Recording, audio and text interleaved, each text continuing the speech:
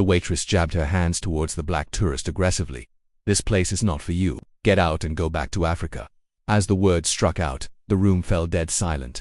Everyone waited for Tyrone, the black man's response. What happened next left the entire diner speechless. As we delve into the story, if you stand against racism and prejudice, tell us where you're watching from, and click on the subscribe button now for more stories like this. The sun hung low in the sky, casting a warm golden glow over the small town known for its charming streets and cozy atmosphere. The downtown area, bustling with tourists, seemed to come alive at twilight. The local diner, an old but well-kept establishment, stood proudly at the corner. Inside, the murmur of voices and the smell of sizzling burgers and fries filled the air. The familiar hum of small-town life wrapped around every corner. It was the type of place where locals gathered to catch up over coffee, and tourists found comfort in a warm homemade meal dotted a window seat near the back. Tyrone Jackson sat alone, casually scrolling through his phone. He was a black man in his early 30s, dressed in a simple yet stylish outfit. Jeans, a crisp white shirt, and a jacket that looked like it had seen a few adventures. His deep brown eyes scanned the menu, taking in the local specialties. Tyrone had been looking forward to this trip for months, eager to explore the sights, taste the food, and experience what this small town had to offer. He had come alone, excited for a peaceful escape, and the diner seemed like the perfect spot to kick off his visit. As he waited for his meal, his fingers tapped rhythmically on the table, and a soft smile tugged at his lips. He felt like he could unwind here, away from the noise and chaos of city life. It wasn't long before Brandy, a young white waitress in her early 20s, approached his table, with her blonde hair tied back in a messy bun, and a name tag that read Brandy gleaming under the dim lights. She offered him a forced smile. Her movements were swift but stiff, as though she was simply going through the motions of a routine she had performed 1,000 times before. "Hello there," Brandy said, her tone a bit too cheerful to be entirely genuine. "What can I get for you today?" Tyrone smiled back, trying to make the exchange as smooth as possible. "I'll start with the chicken fried steak and a sweet tea too. Drink, and if it's not too much trouble, could I get some extra hot sauce?" Brandy jotted down the order, nodding but not quite making eye contact. "Sure thing, I'll get that right out for you," she replied before walking away quickly. Tyrone wasn't sure why, but something about the interaction left him with an odd feeling. He shrugged it off, thinking he was probably overthinking things. It was just a small-town diner, after all. But as he watched Brandy retreat behind the counter, he noticed her glance back at him. Just a moment of eye contact, quickly averted. He could feel the tension in the air, like he was being watched. But again, he dismissed it. Minutes passed, and Tyrone continued to enjoy the quiet hum of the diner. The place was busy but not overcrowded, and the chatter of tourists and locals filled the space with a sense of warmth. As he stared out the window, he noticed a couple of older patrons laughing over their meals, a family of 4 seated at the next booth, and a few others scattered throughout. All in all, it was the kind of place that made him feel welcome. At least, that's how he had hoped it would feel. Hours passed, and no food was in sight. Brandy and the other waitress completely avoided him while attending to every new customer in the diner. Tyrone's curiosity was piqued, so he called out to Brandy to remind her that he hadn't been served. Then the moment he had been hoping to avoid arrived. Brandy, clearly uncomfortable now, walked back over to his table. She didn't look at him as she approached, her gaze fixed on the counter in front of her. Tyrone looked on, giving her a polite smile, but there was something off about the way she moved this time. She was no longer the cheerful waitress who had taken his order. Now she seemed tense, her every motion stiff. She reached his table, her lips curling into a thin smile that didn't quite reach her eyes. "Apologies, but the seat you're on has been reserved for another valuable customer.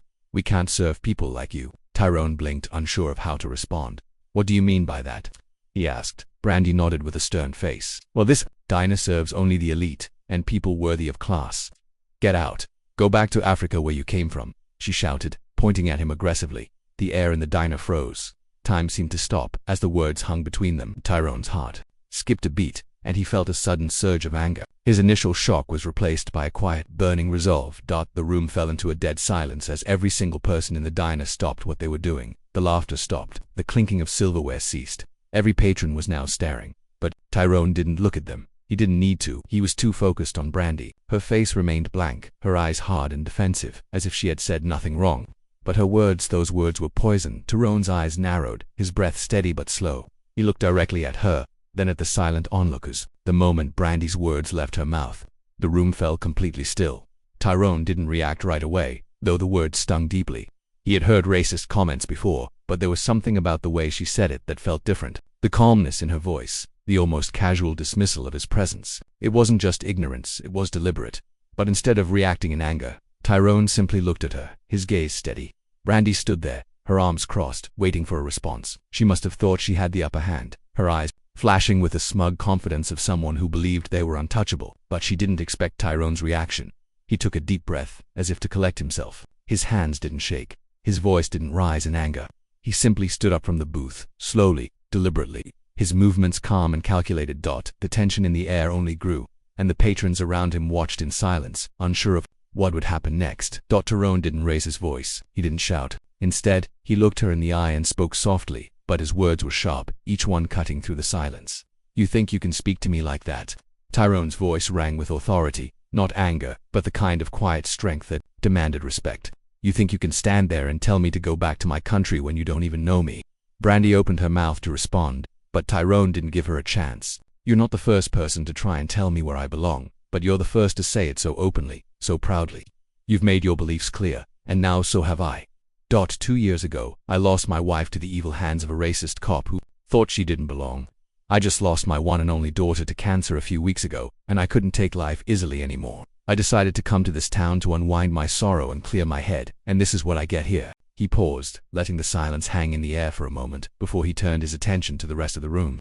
The other patrons were staring, some clearly uncomfortable, others unsure of what to do. The whole room was watching. Tyrone stood, tall, his chest rising and falling with each breath as he addressed them all, not just Brandy. "You all see this, don't you?" Tyrone's voice carried calm but commanding. "You're all sitting there staring. Some of you probably agree with her, others are too afraid to speak up. You think this is normal. You let it happen day after day to people like me. You all stand by watching it happen, and then act surprised when someone speaks up." For a moment it felt like Tyrone was speaking directly to each of them, the weight of his words sinking in, making every one of them question their own silence. He wasn't just confronting Brandy, he was confronting them all. But Brandy, still standing by the counter, was visibly unsettled now, her face flushed with anger and embarrassment. She hadn't expected this. She hadn't expected Tyrone to challenge her, not so calmly, not with such quiet power. Her own insecurities were bubbling to the surface, and for the first time, she wasn't sure if she could hold her ground. Tyrone turned back to her, his gaze unwavering. "You think because I'm a tourist, I don't belong here? You think you can decide who's welcome and who's not?" He paused, his lips curling into a thin, controlled smile. "Let me tell you something, it's not about where I'm from. It's about the kind of person you are. And right now, you're showing everyone exactly who you are." A few of the other patrons started to shift uncomfortably, glancing at one another, then back at Tyrone. One or two exchanged looks as though silently agreeing with him, but no one spoke up, not yet. The silence was still heavy, thick with the realization that this wasn't just about a comment from a waitress. This was about something deeper. Brandy, her pride crumbling, snapped back, though her voice now carried none of the confidence it once had. "I didn't mean it like that," she said, but there was no real conviction in her words. She was floundering, trying to regain control, but failing. She knew it, and so did everyone else. "No," Tyrone interrupted, his voice clear and decisive. "You don't get to take that back now. The damage is done, but I'm not going to stoop to your level. I'm going to show you that people like you don't get to control how others are treated." He looked around the room, his eyes landing on the patrons once again. "This isn't just about me. This is about all of us, about how we allow this kind of behavior. You can sit there, remain silent, pretend it's not your problem. But this is all of our problem." The tension in the room was palpable. Everyone was holding their breath, waiting for someone to do something, say something, and then, one by one, a few people began to nod. Others simply stared at the floor, clearly uncomfortable, but at least they were no longer silent. Tyrone's words had had an impact. Brandy stood there, her face turning red, her hands gripping the edge of the counter. She couldn't escape the weight of the moment. She opened her mouth to say something, anything, but the words didn't come. Instead, she took a step back, away from Tyrone, unable to meet his gaze any longer. Tyrone, still standing tall, took a final look at her, before turning toward the door. He paused for a moment, taking a deep breath, then walked out of the diner. His stride was slow but resolute. He didn't need to prove anything. He had said his piece, and the rest was up to them. As the door swung closed behind him, the diner remained quiet for just a beat longer. Then a soft murmur started to rise. A few patrons exchanged looks, and then someone clapped. Then another. The sound of applause began to fill the room, quiet at first, then growing louder. Tyrone may have left, but his message had clearly landed. The diner remained eerily quiet even after Tyrone had left, his words still hanging in the air like an echo that refused to fade. Some patrons sat in stunned silence, staring at their plates, while others exchanged uneasy glances. Brandy stood frozen behind the counter, her face pale, her breathing shallow. The shift in the room was undeniable. Everything had changed, and she knew it. Steve, the cook, stepped out of the kitchen again, wiping his hands on a towel. He looked around at the uncomfortable scene unfolding, and then let out a deep sigh. Well, his voice was rough, cutting through the silence. Ain't nobody got nothing to say now? The older woman who had spoken earlier glanced at Brandy, then at Steve. Her voice was firm but calm. That young man was right. We all sat here and let it happen. A middle-aged man near the window, one of the patrons who had spoken up after Tyrone's confrontation, nodded. It shouldn't have taken him calling us out to realize it. But he did, and now we have to ask ourselves why we let it get that far. Steve crossed his arms and turned to Brandy. And you? His voice was softer now, but there was no mistaking the weight behind his words. What do you have to say for yourself? Brandy couldn't look at him. She stared at the counter, her hands gripping the edges so tightly her knuckles turned white. She had always thought of herself as tough, unshaken by the world, but right now she felt exposed, weak, small. She had always been able to justify her actions in the past to convince herself that she was just telling it like it is. But today, she saw herself through the eyes of everyone else in the room. She finally swallowed hard and whispered, "I don't know why I said it."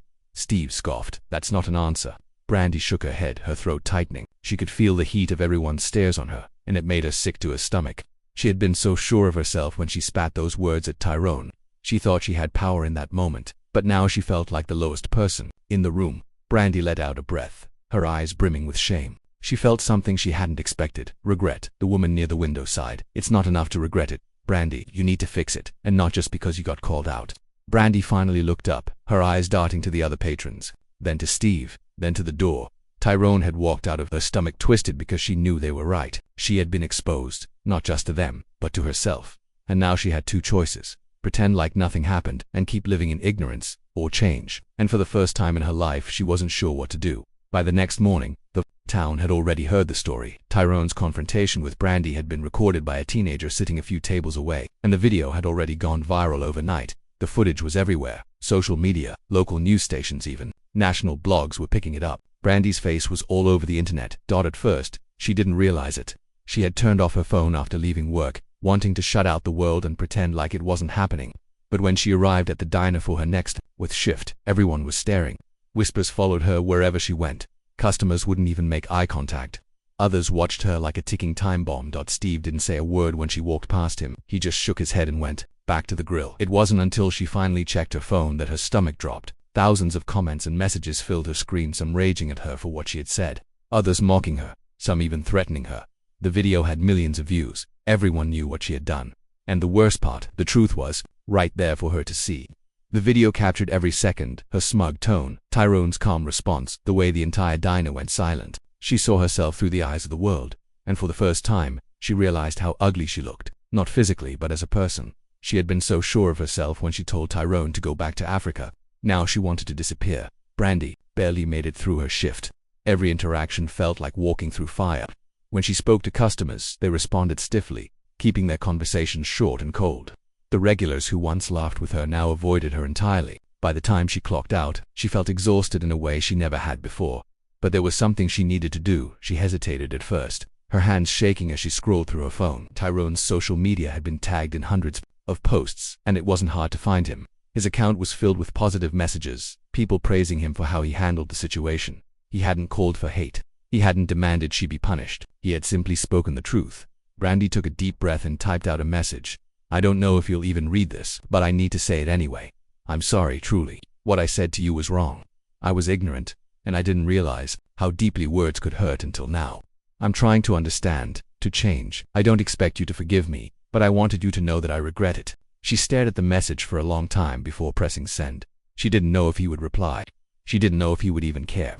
But she knew that, for the first time in her life, she was facing the truth, and she wasn't going to run from it anymore. A few hours later, as Brandy sat alone in her small apartment, her phone buzzed. Her heart jumped into her throat when she saw the notification. Tyrone had replied, "Acknowledging your mistake is the first step, but change doesn't happen in an apology. It happens in actions.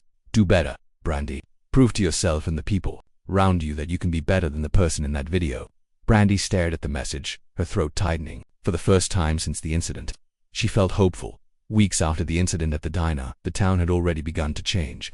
It was slow at first, subtle, like the quiet opening of a door that had been locked for years. But the more people talked, the more they revisited Tyrone's words, the way he handled Brandy's outburst, the calm authority in his voice, the way he called out everyone in the diner for their silence. The video of the confrontation had gone viral, but it wasn't just a fleeting moment in the digital space. The video resonated with thousands of people. It became a rallying cry for those who had faced similar discrimination. It wasn't just about a tourist in a diner anymore. It was a movement. The footage spread across social media platforms, sparking conversations in comment sections, blogs, and news outlets. Tyrone's calm/measured response was now the talk of the town. But it wasn't just his town. The ripple effects were global. Within days, journalists from all over the country reached out to Tyrone. A prominent reporter from a national news station finally caught up with him for an interview, and the segment quickly gained attention.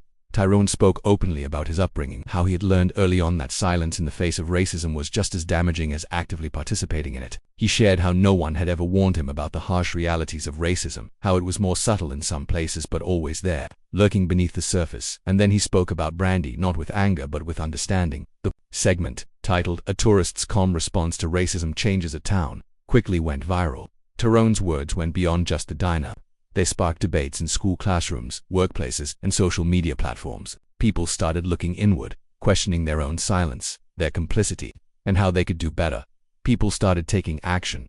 Within a week, Tyrone was being interviewed by national outlets from small podcasts to major TV networks about how a single act of standing up against injustice could ripple through communities. As Tyrone's influence continued to grow, Brandy, having seen how far the video had traveled, couldn't avoid it anymore. She was everywhere in blogs, in memes on social media, but it wasn't just her face that people recognized, it was her actions. She had become a symbol, not of racism itself, but of what happens when someone who has been part of the problem decides to change. One morning, Brandy logged into her social media account, expecting the usual slew of angry comments and memes. But what she didn't expect was an outpouring of support from complete strangers. People were messaging her, encouraging her to keep learning, to keep pushing forward. There were apologies too from people she had known both from the diner and outside of it. Some patrons who had witnessed the incident spoke publicly about how they had felt ashamed for staying silent, how Tyrone had opened their eyes. Still, Brandy didn't know how to feel. She had done the work. She had attended diversity training, learned from her mistakes, and volunteered at local events. But none of it felt like enough. She wanted to do more. She knew that, in her small way, she had to show others that change was possible. So she posted a video on social media, one that would forever change the trajectory of her life. Brandy sat in front of her camera, trying to steady her breath. Her heart pounded as she hit the record button. But this time was different. This time she wasn't looking for sympathy. She wasn't making excuses. She wasn't looking to fix her image. She was facing the truth. "Hey everyone," Brandy started, her voice shaking at first but growing stronger with each word. "I'm Brandy, and I'm the waitress from that viral video with Tyrone, and I'm here to take full accountability for what I said. I've spent the last few months learning, reflecting, and trying to be better. What I said that day was disrespectful, ignorant, and hurtful." She paused, looking down at the table, feeling the weight of the truth. She had never felt so exposed. "But I'm not here to apologize just because I got caught. I'm here to apologize because it was wrong, and I want to be better, not just for myself, but for everyone I've affected." Her video went viral again. But this time it wasn't about shame. Months had passed since the incident at the diner, but its impact still lingered in the town. Brandy had spent every day since that night trying to change, trying to prove to herself, more than anyone, that she wasn't the person people saw in that viral video. At first it wasn't easy. People in town treated her differently. Some avoided her. Others glared when they walked past her in the grocery store. The regulars at the diner no longer chatted with her like before. She had become a symbol of ignorance, and in a small town, reputations don't fade quickly. But Brandy refused to run from it. She enrolled in diversity workshops, spent nights reading books on racial history, and even started volunteering at a local cultural center, helping organize events meant to promote unity. She wanted to understand, truly understand, why what she said was wrong, why it mattered. At first, people didn't believe she had changed. They thought she was doing it just to fix her image, to escape the shame. And maybe at the very beginning that had been part of it. But the more she learned, the more she realized how blind she had been. One day, while cleaning tables after the lunch rush, Steve the cook sat across from her. He hadn't said much to her in months, but today his face was unreadable as he sipped his coffee. "I got to admit," he muttered, studying her carefully, "I thought you'd quit after everything, go somewhere else, try to start fresh where nobody knew what you did." Brandy swallowed hard. "I thought about it," she admitted, "but running won't change who I was. If I left, I'd just be ignoring the problem. I had to stay and face it." Steve nodded, leaning back in his seat. He took another slow sip of coffee, before saying, "You still got a long way to go, kid. But maybe, just maybe, you're getting there." His words meant more to her than she could explain. A week later, Brandy was serving tables like usual when the diner door swung open. She glanced up automatically, ready to greet the new customer. but the second she saw who it was, her stomach twisted. Tyrone. He walked in calmly, just as he had months ago, dressed in a simple clean-cut outfit. He glanced around the diner, clearly recognizing it, and then his eyes landed on Brandy. Brandy froze. The last time she had seen him, she had been standing behind the counter, smug and ignorant, telling him he didn't belong here. And now she had no idea what to say. For a split second, she wondered if he even remembered her. But of course, he did. Tyrone didn't avoid her. Instead, he walked straight to the counter, looking her in the eye as he slid into his seat. "I'll take a coffee," he said simply. Brandy's hands shook slightly as she grabbed a mug and poured his drink. When she placed it in front of him, she finally forced herself to speak. "Tyrone." But before she could finish, the diner doors swung open again. A man in a suit stepped inside, followed by two others. They looked out of place in the small-town diner, polished, professional, serious. The leader of the group, a tall man in his 50s, glanced around before locking eyes on Tyrone. "There he is," the man said with a grin. "Tyrone, we've been looking for you." Brandy blinked. She wasn't the only one. The other patrons were watching curiously, sensing something big was about to happen. Tyrone sighed and set his coffee down, shaking his head with a small smile. "You guys just don't quit, do you?" The suited man laughed. "You can't blame us. When word got out that you were in town, we had to track you down." He pulled out a business card and slid it across the counter. "My company's been trying to get a meeting with you for weeks. We want you on board." Brandy's breath caught. She looked at the business card, then at Tyrone, suddenly realizing he wasn't just some tourist. Steve, who had been watching from the kitchen, stepped forward. The suited man smiled. "Tyrone here isn't just any guy. He's a successful investor. He's helped launch businesses across the country, and my company has been hoping to work with him." The realization hit Brandy like a freight train. Tyrone had power, influence. He wasn't just some random guy passing through. He could have ruined her life that day if he had wanted to. He could have made sure she never worked again, and yet he didn't. Instead, he had walked away. He had given her the chance to change, even when he didn't have to. Brandy felt a lump rise in her throat as she looked at him. "You could have," she trailed off, not even sure how to finish the sentence. Tyrone met her gaze, his face calm. "I could have," he agreed, "but people like you don't learn from punishment. You learn from understanding." Brandy exhaled shakily, her hands clenched at her sides. "I know an apology doesn't fix anything," she said quietly, "but I need to say it anyway. I'm sorry I was wrong." Tyrone studied her for a long moment, then finally he nodded. "It's not about the apology. It's about what you do next." Brandy swallowed hard. "I know." Tyrone glanced down at the business card on the counter and smirked. "Now, if you don't mind, I'd like to enjoy my coffee before I deal with these guys." Brandy let out a small, nervous laugh, and for the first time in months, it wasn't forced. She didn't know if she'd ever be able to erase her past mistakes. But as she walked back to the coffee pot, refilling his cup, she realized something had changed. Months after Tyrone's confrontation, Brandy had worked hard to change. The diner itself had seen a shift, with new staff and customers noticing the change in her attitude. She had become more open, more aware of her actions, and even began participating in local community events aimed at racial equality. Brandy thought that her past mistakes were behind her, that she had learned and grown, but one afternoon, a new test arose, one that would force her to decide if the lessons she had learned had truly stuck. It was a busy lunch rush at the diner, and the place was filled with the usual customers. Brandy was moving from table to table, delivering food, refilling drinks, and trying to keep the flow of business steady. That's when it happened. A man, clearly annoyed, raised his voice as he stared at the menu. "Why is this place full of people who don't belong here?" Brandy stopped in her tracks, a chill running down her spine. She looked around the room. The man sitting alone at the counter was staring directly at the young black waitress who had just started working there. Her hands were shaking slightly as she served him, the discomfort written across her face. The other patrons were trying to ignore the situation, pretending they hadn't heard the comment. But Brandy heard it loud and clear. The man continued, louder now. "This is why we're losing our town. We have all these outsiders and they don't even belong. I'm just sick of it." Brandy felt the room grow heavier. The air was thick with tension. The young waitress, who had been serving him, barely made eye contact, her face flushing in embarrassment and fear. Brandy looked around. No one said anything. The room was silent. She froze. She could feel her heart pounding in her chest, the weight of the moment pressing on her. This was it. She glanced at the young waitress, who was now shaking slightly, unable to meet the man's eyes. Brandy couldn't keep looking away. Not this time. Brandy stepped forward, her voice steady but clear. "Excuse me," she said, her eyes never leaving the man's. "You need to leave." The diner went still. The man blinked in surprise, clearly caught off guard by her sudden confidence. "What?" He laughed, but it was a hollow laugh, one full of arrogance. "Are you telling me to leave?" "Yes." Brandy stood tall, her voice firmer now, despite the fluttering anxiety in her stomach. "You're not welcome here. Not with that attitude. You can leave now, or I'll call security." The man's smile faded. He looked around at the other patrons, but no one spoke up in his defense. Slowly he stood, his face reddening with fury. "You've got no right to talk to me like that," he snarled, before turning to leave. But before he reached the door, the young waitress who had been serving him looked up and spoke in a quiet but steady voice. "Thank you." The man didn't say anything else as he stormed out of the diner, slamming the door behind him. The moment he left, a wave of relief swept over the room. The patrons slowly began to talk again, some nodding in Brandy's direction, others offering small but meaningful glances of support. The young waitress, still nervous, walked over to Brandy. She hesitated for a moment, then extended her hand. "Thank you," she said again, this time with more confidence in her voice. "I don't know if I could have said anything." Brandy smiled gently, squeezing a hand. "You don't have to, not as long as I'm here." For the first time in a long while, Brandy felt proud of herself, not just because she had stood up in the moment, but because she had finally become the person she always wished she could be. She knew that it wasn't enough to just apologize for past mistakes. She had to act. And today, she had.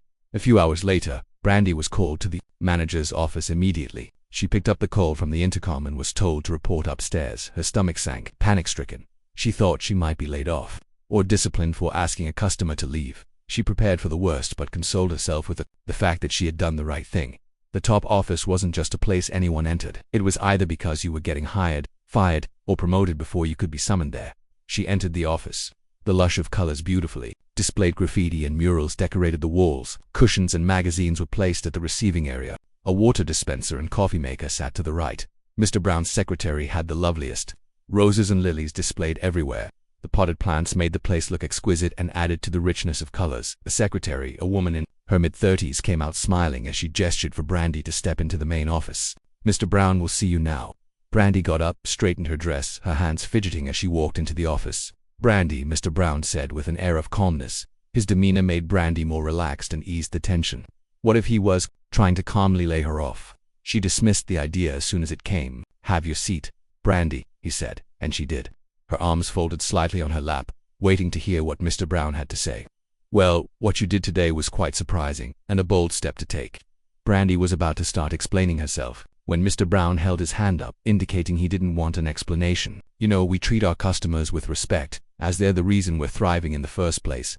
I should have called you a long time ago, especially with what happened between you and Mr. Tyrone, but thankfully the heat of the media didn't portray the restaurant in a bad light. Aside from that, I had so many engagements and reports, and I wanted to address you personally, so I told your supervisors not to say anything. Your reaction towards a customer today was also brought to my attention. I had earlier messaged Mr. Tyrone when the incident happened, and he suggested I observe you. He said that if there's visible change, I shouldn't lay you off, and with what just happened I can say you've learned your lesson. Therefore, I've decided to promote you to encourage good behavior amongst other staff and to show them there's always room for positive change. The reputation of this restaurant rests on the relationship you possess with our customers. I don't want bias of any sort. This place is open to all, and discriminatory or segregational behavior can't be condoned here. With that being said, meet my secretary to hand over your promotion letter later. You'll be in charge of supervising the new staff, orienting them on the kind of behavior that's acceptable here, amongst other things. Do you have any objections?" "None, sir," Brandy replied, still surprised by this turn of events. "Thank you so much, sir. I won't disappoint you." Mr. Brown nodded and returned to the paperwork lying on his table. Brandy kept spinning around while making her way to the elevator. A promotion letter clutched tightly to her chest. The rhythmic beat of her heart showed her excitement. She felt like she would erupt with joy. She was bubbling with excitement as she shared the news with Steve, who was happy for her. As she closed for the day, she felt the unusual beauty of nature enveloping her. She decided to walk home, paying attention to the trees, the hum of birds, and the frenzy of children running about. Hours after she got home, she received a text message. She was shocked to see the sender was Tyrone. "Congratulations on your promotion. Remember I told you it's your actions that matter more than your apology. Well, your actions show how much you've changed. You deserve the promotion, because change isn't always easy, same as admitting you're wrong and doing better. I made sure the manager saw this, because true leaders are teachable. Guess we'll have a little chat when I return back to the country. Keep pushing." Tyrone. Brandy smiled, stunned to think that the same man who could have used his influence to have her fired was the reason she wasn't fired, and now was promoted. It baffled her. She was happy about the opportunity. Not everyone got so lucky. Reclining into her sofa, she played some jazz music, willing to soak in this moment of new beginnings. She had brought home some leftover steak, which she microwaved and ate with salad. When next she saw Mr. Tyrone, she promised herself she would make sure to thank him for his benevolence.